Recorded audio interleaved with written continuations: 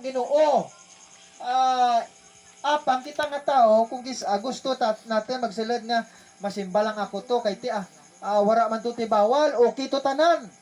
No?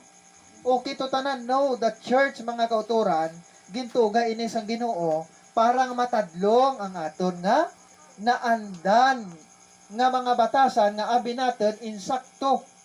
No? May mga butang abi kung hindi kita magtuon kang Biblia, abi natin insakto. Pero sa mata kang Ginoo sala. Kagra mabatyagan ta nga sala kag maman-an natin kung basahon natin ang Biblia. Ti amora ang Biblia naghambal, silid ka mo sa makitid ang dalan. No? Ang pakitid nga dalan amuya ang ginapaintindi mga kauturan, no? Kung kisa luyag natin, no? We want a church where he will say pleasant things and talk politics, no? Kag social issues and will not read to us the straight message from the Word of God. Daw gusto natin nga hindi kita magbasa lang kang Biblia kay ti daw boring ang ginatudlo kang Biblia kag kung basahon natin ginaigo ang akin nga pagpakasala. Ginasaway ako kay mabasa sa Biblia daw hindi ta gusto mga kauturan. Hindi kita gusto kang simbahan nga istrikto. No? Tama? Amo ni mga kauturan kung daw gusto natin na okay lang ang tanan. Pero ang Ginoo ginatadlong na ang aton nga dalan. No? Te amoya ang paintindi kang broad gate, malapad nga gawang. Ang malapad nga gawang, it is not a literal gate nga gawang.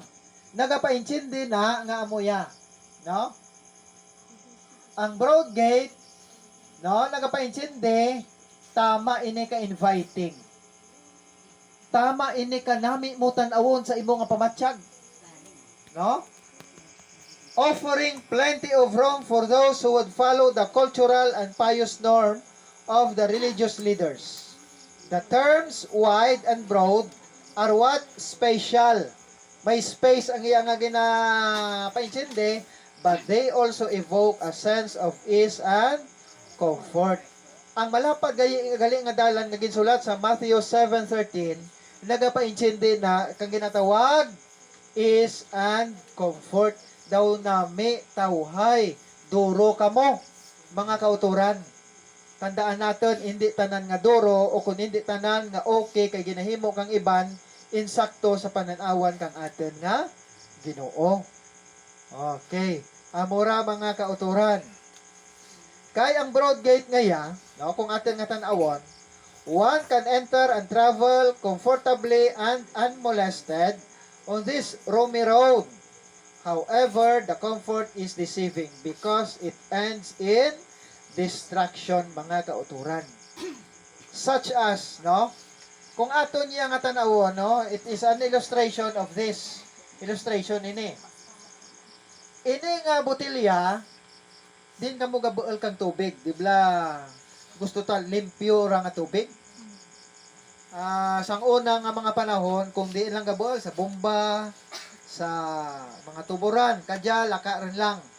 Usually, nagapa-deliver naman kita kang tubig. Pero diin rahalin nga tubig. Sa gripo mangyapon. Sa lupa mangyapon alin. No? Gin-purify lang mga kauturan. Kaya hindi kita mag-inom ka tubig nga may lagtok o kung may color na nga daw may nagakuan dyan. No? Gusto ta limpyo. Kaya mo rin ginatudlo kang atin nga gobyerno limpyo. Ya mga kauturan, pananaw natin ya limpyo mo. Pero wala kita kamaan. This is very deceiving. Ano kanyang deceiving? Sa atin? Pagpatalang. Sang kadaya ya. Kaya abi natin limpyo, pero makatugro kang balatian sa atin nga lawas. It means, ang punto, kung magsilad kita sa mga religious groups, mga kauturan, nga daw nami nga grupo, kay okay ang tanan, okay lang ang inom, okay ang sigarilyo. Wala kita ginasaway. Don't you know ini mga kauturan? These are all deceiving. Ginapatalang kita, kay ginagaba ta, daw gina-okay lang, gina-aprobahan, nga okay dyan nga mga butang. Hindi kita gusto nga sawayon. No? Kag ini mga utod, has a what? punishment, mga kauturan sa balaan nga Biblia. Balaan nga kasulatan. No? Amo na ang damnation o kon ang kalaglagan sang tawo. No? The way to hell, ang dalan pakadto sa impyerno. The way to damnation is what? Broad and easy. Malapad. Hindi kita mag-Adventist, sister. Kay duro bawal. No? Hindi kita dyan kay duro bawal mag-inom, bawal disco, bawal manigarilyo. Sugal.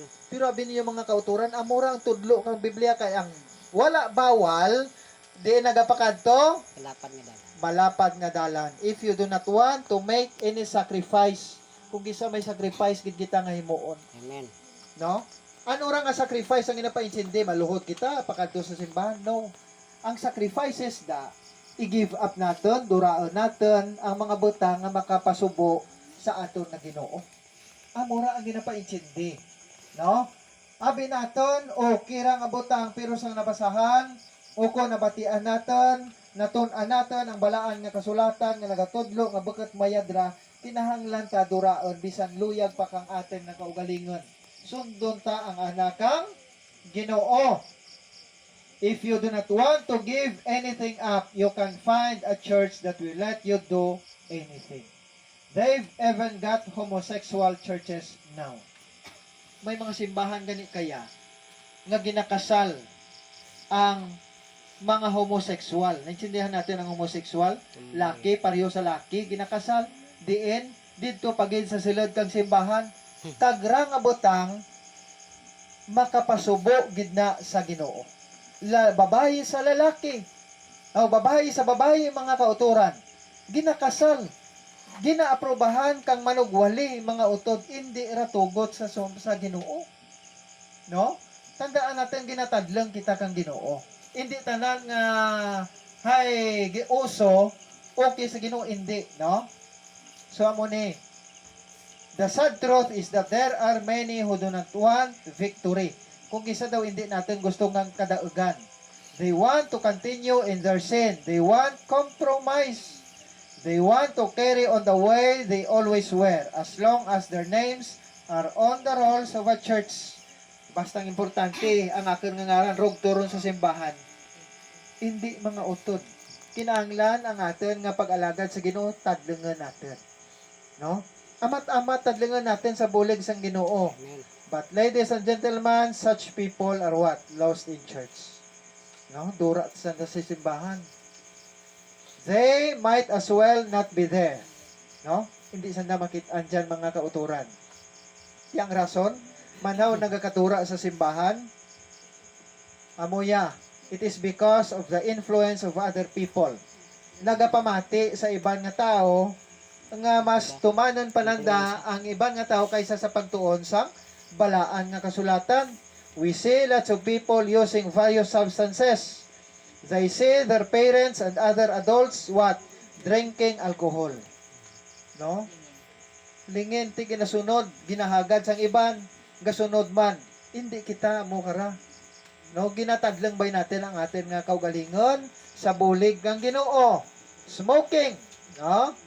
Panigarilyo, kag sometimes abusing other substances, nagagamit kang iban nga malala pagid nga mga droga nga ginabawal sa kalibutan nga diya. Also, the teen social scene often revolves around drinking and smoking pot. No, mas malala gid sa mga kabataan. Kay kisa, no, ining mga adult nagatugro gid influence sa mga kabataan. Tiyan mo na mga kauturan, no?